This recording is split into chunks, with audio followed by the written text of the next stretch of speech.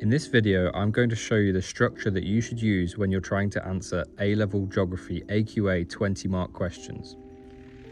We're going to use a real example from one of our predicted papers throughout this video. Firstly, you want to do your introduction. Your introduction should be short, around 2 sentences, and here's what you should include. Firstly, you want to define the key concept. As you can see from the question, the key concept is the water cycle. Secondly, you want to identify your case study, and for this example, it would likely be the Amazon rainforest. Third, you want to state your argument. Are human influences now the most significant, or do natural processes still dominate?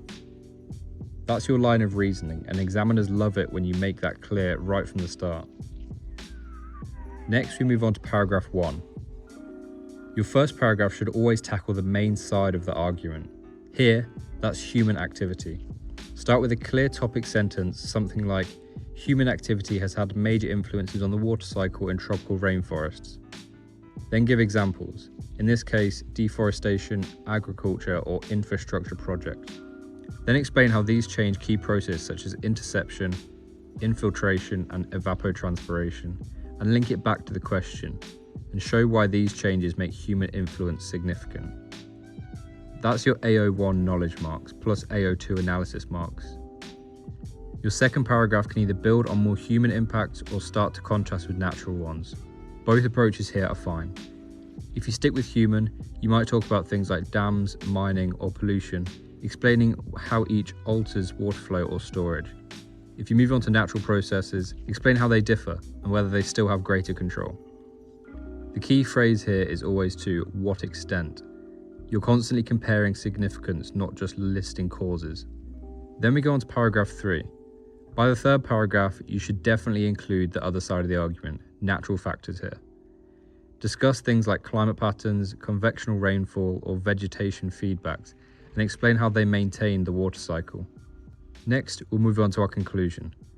Your conclusion should be short and decisive. Revisit your main points and give your final judgment, directly answering the question.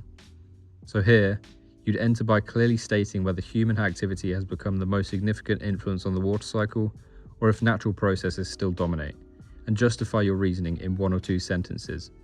You should not include new examples here, just clear, balanced judgment. So let's recap the structure.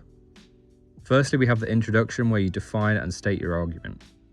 We then have paragraph 1 where you go through your first argument, and paragraph 2 where you expand on your first argument or go on to your contrasting argument. We then have paragraph 3 where you use your balance and evaluation, and then your conclusion where you have a clear final judgment. If you do this, that hits your AO1 and AO2 marks. The question in this video was actually taken from one of our predicted papers in 2026. If you'd like to get your own predicted papers and find out exactly why they are the best revision tool, please go to our website resourcestoday.com, where you can find a range of papers for A-levels and GCSEs, and you can read our blogs as to why they are the best and how science explains you need them next year.